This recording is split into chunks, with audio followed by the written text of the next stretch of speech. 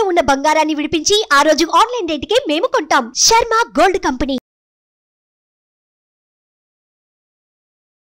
నమస్కారం గురుగారు. మహాదేవ్. గురుగారు, ఈ నెలలో అసలు మీనరాశి వారికి అండి ఏ విధంగా ఉంటుంది? వీళ్ళకి సంబంధించిన పరిహారాలు ఏంటండి?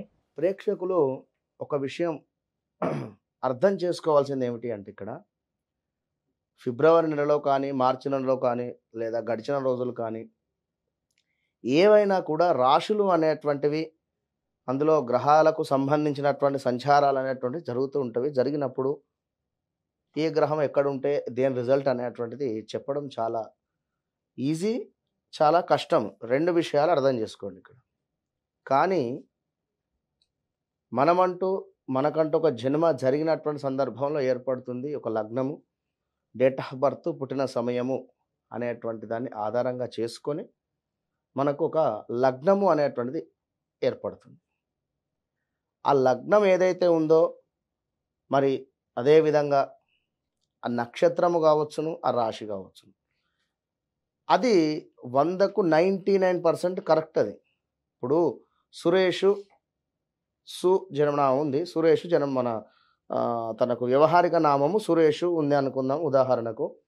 తనకు లగ్నం వచ్చేసి ఏ మిథున లగ్నమో లేదా సింహ లగ్నమో పడింది.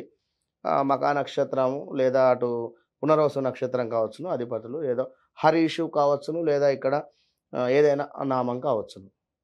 మరి తన వ్యవహారిక నామం వచ్చేసి సురేషు, ఇక్కడ తన జన్మలగ్నం వచ్చేసి వేరు, తన నక్షత్రం వేరు. ఇక్కడ తనకు జరిగేటువంటి దశలు, మహాదశలు ఇంపార్టెంట్. అక్కడ దాన్ని ఆధారంగా చేసుకొని తనకేం జరుగుతుందనేది చూసుకోవాలి. ఏదో సురేషు కుంభరాశి వచ్చింది నాకు, మరి కుంభరాశి చూసుకుంటున్నా అనుకుంటే తప్పు. ఇది మనం చెప్పేది గోచారం, గ్రహచారం అనేటువంటిది వారు జన్మించినటువంటి సమయానికి ఏర్పడుతుంది. అది 100లో 95% కరెక్ట్. అది మనం చెప్పేది 100లో కేవలం 25 to 30% మ్యాచ్ అవుతుంది అంటారు. ఈ విషయాన్ని అబ్జర్వ్ చేసుకోండి. ఏదో మా నక్షత్రం, మా రాశి ఇది అని చెప్పి నాది బాగా లేదు బాగుంది అని చెప్పారని చెప్పి కన్ఫ్యూజ్ అవసరం లేదు. క్లారిటీగా మీ రాశుల గురించి మీరు చూసుకుంటే సరిపోతుంది. మీనరాశికి సంబంధించి 2022 మే నెల నుండి కూడా ఏలినాటి శని ప్రభావం చేత ఒక 6 నెలల నుండి 8 నెలలు బాగాలేదు. మధ్యలో శని వక్రం వెళ్ళి ధనస్సు రాశి వారికి, కుంభరాశి వారికి, మకర రాశి వారికి మరలా ఒకసారి జలకిచ్చి రావడం జరిగింది ఒక 3 నెలలు. ఈ సందర్భంలో వీరు హమ్మయ్య అనుకున్నారు. మరలా ఇప్పుడు ఈ యొక్క శని వీరికి ద్వాదశ భావంలో ఉండడం చేత కుంభంలో ఆకస్మిక ప్రయాణాలు, ఎవరినో నమ్మినటువంటి వ్యక్తుల నుండే మైనస్ వాతావరణం, ఒక 10 లక్షలు నమ్మి ఎవరికైనా ఇచ్చారు, అవుట్, ఫోనే స్విచ్ ఆఫ్ ఎదుటివంది, ఇలాంటి పరిస్థితి. లేదా మనీ ఇన్వెస్ట్ చేసి ఉన్నారు ఎక్కడో, అదేదో ఇబ్బంది జరిగేటువంటి పరిస్థితి. హెల్త్ రిలేటెడ్ కాళ్ళకు సంబంధించినటువంటి ప్రాబ్లమ్స్ రావడానికి ఛాన్సెస్ ఎక్కువ ఉన్నాయి. జాబ్ రిలేటెడ్ కూడా 2-3 జాబులు మారేటువంటి పరిస్థితి. ఇంకా హౌస్ రిలేటెడ్ హౌజులు కూడా 2-3 మారేటువంటి పరిస్థితి. కొత్తగా వివాహమైంది భార్యాభర్తలకు విపరీతమైనటువంటి గొడవలు. ఇవన్నీ నా ప్రిడిక్షన్లో నాకు వచ్చేటువంటి క్లయింట్స్ మూలకంగా నేను చూస్తూ నా అనుభవంతో చెప్తున్నా. వీరందరికీ కూడా ఇక్కడ మీకు ప్లస్ ఏమిటంటే గురువు. గురుగ్రహం మీకు 2వ స్థానంలో మేషంలో ఉండి ఏదో ఒక రకంగా ఎక్కడి నుండో డబ్బు రావడం, ఎక్కడి నుండో డబ్బు వచ్చేటువంటి పరిస్థితి ఉంది. ఇది ఒక్కటి మాత్రం ప్లస్. కానీ 2025 మేలోపు ఒక గృహాన్ని నిర్మించుకునేటువంటి ఫలితం అయితే గోచరిస్తుంది ఖచ్చితంగా కూడా. ఇంకా వీరికి చూసుకున్నట్టయితే 11వ స్థానంలో కుజుడు రావడం చేత ఈ ఫిబ్రవరి నెలలో సూపర్ అని చెప్పవచ్చు. వీరికి కూడా భూమికి సంబంధించినటువంటి ప్లస్ గోచరిస్తుంది. ఖచ్చితంగా భూ రిలేటెడ్ కానీ డబ్బు వచ్చేటువంటి పరిస్థితి ఉన్నా కూడా రావడం జరుగుతూ ఉంటుంది. ఇంకా మనకు 11వ స్థానంలో ఉండేటువంటి 10వ స్థానంలో ఉండేటువంటి శుక్రుడు, బుధుడు, కుజుడు మార్పు అనేటువంటిది ఫిబ్రవరిలో 2వ వారం నుండి ఉంది కనుక ఈ మొదటి వారము 2వ వారంలో కూడా జాబ్ రిలేటెడ్ మార్పులు చేర్పులు కూడా కనబడుతున్నాయి. ఈ మార్పులు చేర్పుల వలన ఈ గ్రహాలు ఎప్పుడైతే ఫిబ్రవరిలో ముందుకు వెళుతూ ఉన్నాయో 11వ స్థానానికి, అయ్యో పాత జాబే చేసుకుంటూ అయిపో, వేస్ట్గా రావడం జరిగింది ఇందులో అనేటువంటి ఆలోచన కూడా వస్తుంది.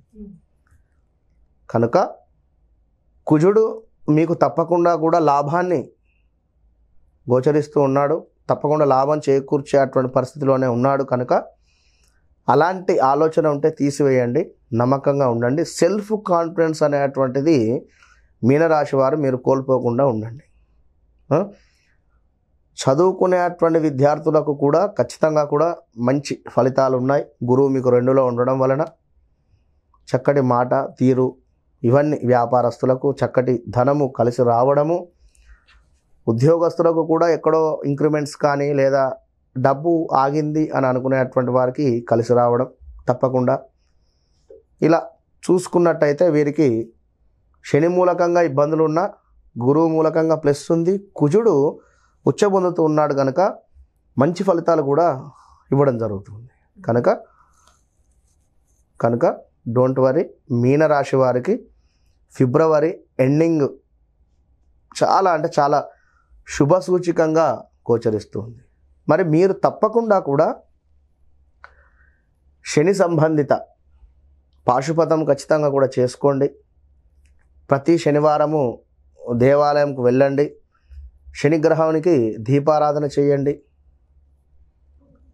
నువ్వుల నూనెతో అభిషేకం చేసిన తర్వాత దీపారాధన చేయండి. ఎవరో చెప్పారు గురువు గారు లేదా ఇంకెవరో చెప్పారని చెప్పి ఏదో వెళ్ళామా, అభిషేకం చేశామా, దీపారాధన చేశామా, వచ్చామా అనేటువంటిది కాకుండా ఖచ్చితంగా కూడా కనెక్ట్ కండి. అక్కడ నిజంగా ఒక మనిషి ఉన్నట్టయితే మనం ఏ విధంగా మాట్లాడతాము, ఓకే, ఆ మనిషి మూలకంగా మనము ఆ మనిషిని ఏ విధంగా బుట్టలేసుకుంటాం, ఆ మనిషిని ఏ విధంగా మనము మన వర్క్కు ఉపయోగించుకోవాలి అనేటువంటి విషయాన్ని గమనించుకొని మాట్లాడండి. ఆ యొక్క అక్కడ నల్లని రాయి మాత్రమే ఉంది అనుకుంటే అది మీ ఇష్టం. కనుక తప్పకుండా శని భగవానుడు ఉన్నాడు అని మీరు కనెక్ట్గా అండి. అప్పుడు యూనివర్స్ ఖచ్చితంగా మీకు 100% మార్క్స్ వేయడం జరుగుతుంది, మంచి ఫలితాలు ఇస్తుంది. అంటే పరిహారం అంటే ఏంటంటే వీళ్ళకి శని భగవానునికి కనెక్ట్ అవ్వడమే మీనరాశి వారు. ఓకే, దీపారాధన చేసుకొని ఆ నువ్వులతో అభిషేకం చేసి దీపారాధన చేసుకొని మీకుండే అటువంటి బాధను భగవంతునికి చెప్పండి. అక్కడ ఫీలింగ్స్ విన్నారా, కనెక్ట్. అదే చక్కటి రెమెడీ, ఇంతకు మించింది లేదు. ఎవరినైనా ఎక్కడైనా ఏ గ్రహమైనా ఏ అమ్మవారు కానీ ఈశ్వరుడు కానీ వెంకటేశ్వర స్వామి కానీ ఎవరినైనా కూడా ప్యూర్ హార్ట్తో మనం కనెక్ట్ అయ్యేటువంటి విధానము కంటే మించింది మరొకటి లేదు. మన మనసే అద్భుతమైనటువంటి దేవాలయం. అది ఎప్పుడు అంతటి జ్ఞానం నువ్వు పొంది ఉండాలి. అంతటి జ్ఞానం పొందాలంటే ఎంతోమంది గురువులను చూసి ఉండాలి, గురువుల యొక్క అడుగు జాడలు నడిచి ఉండాలి. మరి అంతటి పరిస్థితి మీకుందా? అంతటి పరిస్థితిలో మనం ఉన్నామా అనేటువంటి క్వశ్చన్ మనం వేసుకోవాలి. అర్థమైందా? ఏదో నేను చెప్పానని చెప్పి కనెక్ట్ కావాలి అని కనెక్ట్ అని కాదు అక్కడ. మరి ఎట్లా కనెక్ట్ అవ్వడం, ఏ విధంగా అనేటువంటిది మీకు మీరు మెడిటేషన్ చేసుకొని తప్పకుండా కూడా ఖచ్చితంగా మంచి మనసుతో ఆలోచన కానీ మంచి మనసుతో కానీ ఉన్నట్టయితే తప్పకుండా మంచి రిజల్ట్ అనేటువంటిది రావడం జరుగుతుంది. అంతే. చాలా చక్కగా తెలియజేశారు గురుగారు. ధన్యవాదాలండి. మహాదేవ.